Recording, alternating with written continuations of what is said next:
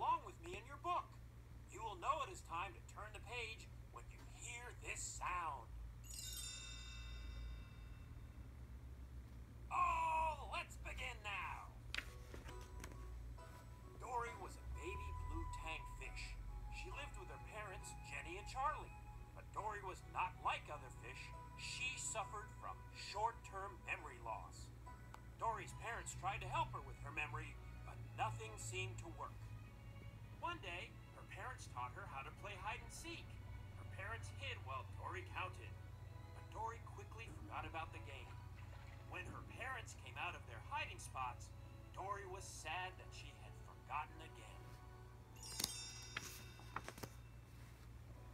When she was little, Dory was separated from her parents. Alone, she wandered the ocean looking for them. As Dory swam, she asked the different sea creatures she met for help. As the years passed, Dory forgot all about her parents. She knew she was looking for something, but she couldn't remember what. Then one day, Dory saw a boat pass overhead. Nearby, she heard a panicked voice. They took my son! My son! Help me, please! The voice was coming from a clownfish named Marlin. He was looking for a boat that had taken his son Nemo. Dory knew which way to go. Hey, I've seen a boat. Follow me. Together, Dory and Marlin traveled across the ocean and brought Nemo home. When they returned from their adventure, Marlin invited Dory to live with him and Nemo on the Great Barrier Reef. Dory was very happy in her new home. One day, she went with Nemo on a class field trip to see the stingray migration. That's us! The stingrays were going home. Dory swam after the stingrays, but she got too close to the edge of the reef. She was pulled into the undertow. As her whole world went black, she had a fuzzy memory of her parents. When Dory woke up, she had a strange feeling. I remembered something. I actually remembered something important. Marlin asked her what it was, but she couldn't remember. But Nemo had overheard Dory muttering about the Jewel of Morro Bay, California. When he told Dory what she had said, it triggered another flashback. My family! I remember my family!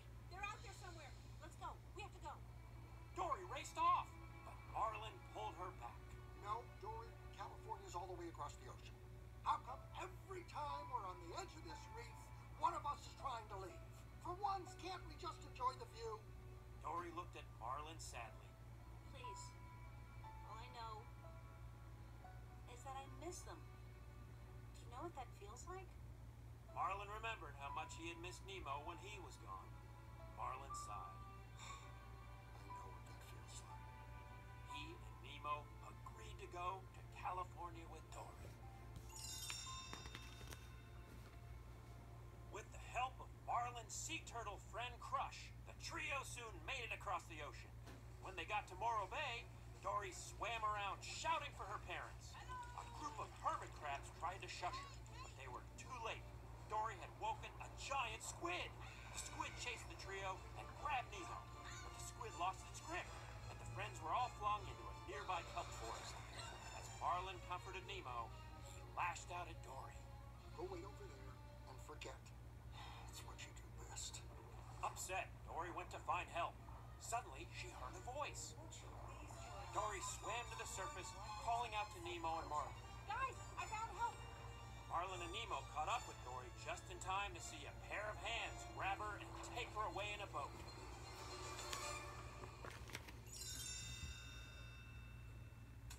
The humans dropped Dory into a fish tank and clipped an orange tag to her fin. Suddenly, an octopus popped out of the sink next to her. His name was Hank. He was actually a septopus, an octopus with 7 tentacles. Hank told Dory that she was in quarantine, where sick animals were treated before being released back into the ocean. Then he explained what her tag meant. It's a transport tag for fish who can't cut it inside the Institute. They get transferred to permanent digs. An aquarium in Cleveland. Dory told Hank that she couldn't go to Cleveland. She had to get to the Jewel of Morro Bay, California to find her family. Hank looked at her confused. That's this place, the Marine Life Institute, the Jewel of Morro Bay, California. You're here. Dory gasped. I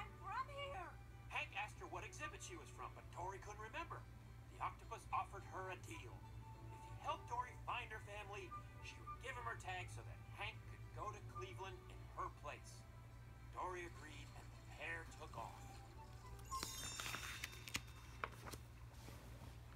As Hank and Dory wandered the Institute, they met Bailey, a beluga whale who could use sound waves to see, and a whale shark named Destiny. Destiny knew Dory. You and I were friends. We talked through the pipes when we were little. You from your exhibit, me from here. We were pipe pals. Destiny told Dory that she was from the open ocean exhibit. She suggested that Dory swim through the pipes to get there, but Hank couldn't fit into the pipes, and Dory was worried she would get lost on her own. She was determined to find another way to the exhibit. Using a baby stroller for transport, Dory navigated while Hank rolled them toward the open ocean exhibit. But the two made a wrong turn. They ended up in the touch pool, a tank where children got to touch sea creatures. Hank was scared, but Dory encouraged him to just keep swimming. Finally, they escaped. Dory looked up. They had made it to the open ocean exhibit. Dory gave Hank her tag. You know, I think I'm gonna remember you. Hank shook his head. You forget me in a heartbeat, kid. I'll have a hard time forgetting you, though. Gently, Hank dropped Dory into the tank. Meanwhile, out in the ocean, Marlin and Nemo were looking for a way to save Dory when they met two sea lions. The sea lions explained that the boat would have taken Dory into the Marine Life Institute, where she would be put in quarantine. Marlin was worried. How would he and Nemo get inside to save Dory? The sea lions called for Becky, a bird who lived nearby. Becky scooped up Marlin and Nemo in a bucket and headed for the Institute. But Becky got distracted and left the bucket in a tree. Thinking they had been abandoned, Marlin tipped the bucket over. He and Nemo fell out and landed in an aquarium in the Institute's gift shop. Marlin looked around. No, at least we're not stuck in the bucket anymore. Back in the open ocean exhibit, Dory spotted a trail of shells. She followed it and found her childhood home. Her parents weren't inside, but her memories came flooding back. She remembered going outside to look for a shell for her mom and being sucked into the undertow. It was my fault. My parents. I lost them. Just then, a crab interrupted Dory's thoughts. He told her that the blue tangs had been taken to quarantine. Dory couldn't believe it. What? No, my parents are back in quarantine? They're being shipped to Cleveland, but I just got here. The crab gave Dory directions back to quarantine. Without Hank around, she would have to go through the pipes. Steeling herself, Dory bravely swam forward. But, try as she might, Dory couldn't remember the directions. In no time, she was lost. Then Dory remembered Destiny. She called out in whale to her friend. Bailey and Destiny gave Dory directions to quarantine. Dory was almost there when she ran into Nemo and Marlin. They had found a way out of the gift shop aquarium and into the pipes. They had been looking for Dory. Marlin apologized to Dory, and he headed back down the pipes. Follow me, it's time to head home. But Dory wasn't ready to go. Wait. My parents are here. The trio continued through the pipes together toward quarantine, but Dory was nervous to meet her parents. Do you think my parents will want to see me? Because I lost them? Marlin smiled at Dory. Ever since I met you, you've shown me how to do stuff I never dreamed of doing. Dory, because of who you are about to find your parents. And when you do that, you'll be home. When they reached quarantine, the tank of blue tanks had already been loaded on the truck to the aquarium. Suddenly, Hank appeared. Lifting Dory and her friends into a coffee pot, he helped them onto the truck. Inside, the blue tanks recognized Dory. They explained that her parents had gone to quarantine to find her years ago. They had never returned. Dory realized her parents were gone. I don't have a family. Nemo shook his head. No, Dory, that's not true. Dory into the coffee pot and was scooped up by Hank. Looking in the pot, he was surprised to see that Marlin and Nemo weren't there. Your orange friends are on their way to Cleveland. Suddenly, an Institute worker grabbed Hank. Surprised, Hank dropped Dory. He watched horrified as the little blue tang spilled onto the floor and down a drain to the ocean. Dory shot out of the drain into the ocean. All alone, she began to panic. What do I do? What would Dory do? As Dory swam, she spotted a trail of shells. She decided to follow it. In the distance, Dory saw two figures moving toward her. It was her parents. They were overjoyed to see Dory. Crying happily, they pulled Dory close. She smiled. It's you. It's really you. Dory's parents explained that when they didn't find her in quarantine, they realized that she must have gone through the pipes to the ocean. They knew they had to do the same thing. They had been waiting in the same spot for years, hoping Dory would return. When her parents asked her if she had been alone all that time, Dory suddenly remembered her friends. Marlin and Nemo were still on the truck. Dory and her parents swam toward the Institute. Dory called out to Destiny to help them. Bailey and Destiny jumped out of their pools and into the ocean. The whale shark was thrilled to see Dory. But Dory didn't have any time to waste. Bailey had used his special sight to locate the truck. Dory asked some otters for help. Destiny flipped Dory toward the truck, and one of the otters caught her. On Dory's signal, all the otters began to hug. It was a cuddle party. Traffic stopped. The otter brought Dory to the back of the truck. Hank took Dory and placed her into Marlin and Nemo's tank. Nemo was excited to see Dory. Dory, you came back.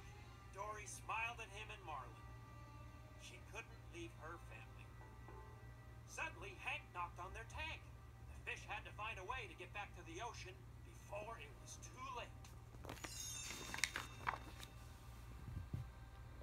As Marlin called for Becky, Hank put Marlin and Nemo into the bucket.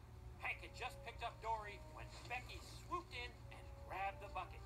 She didn't realize Dory was still on the truck. Dropping Marlin and Nemo into the ocean, she turned around to go back for Dory. Back on the truck, Dory tried to convince Hank to come with them. She didn't want him to go to Cleveland. Because the best things happen by chance. Because that's life, and that's you being with me out in the ocean, not safe in some stupid glass box. Hank agreed. Just then, the truck door slammed shut, locking Dory and Hank inside. Hank was ready to give up, but Dory refused. There's gotta be a way. There's always a way. Looking up, the two spotted a vent in the ceiling. Hank was relieved. Holy carp, there is another way. Together, the pair squeezed through the vent. Holding Dory, Hank stretched himself across the windshield. The two Institute workers inside the truck jumped out.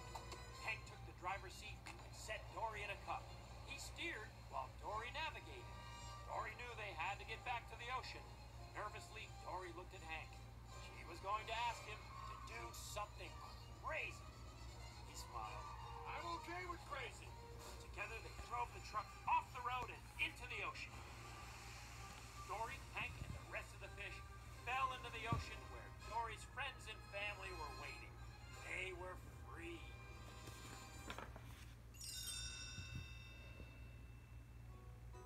A short time later, Dory found herself back on the Great Barrier Reef. Hank, Destiny, Bailey, and her parents had come to live with her, Marlin, and Nemo. One day, Marlin followed Dory to the drop-off. He was worried that she would forget where she was going and get lost. Dory stopped at the edge, looking out into the vast blue. Then she turned to Marlin. I was just enjoying the view. Marlin settled next to Dory and turned around. Wow. It really is quite a view. Dory looked behind her. Her combined family was gathered together, smiling at her. Dory had a feeling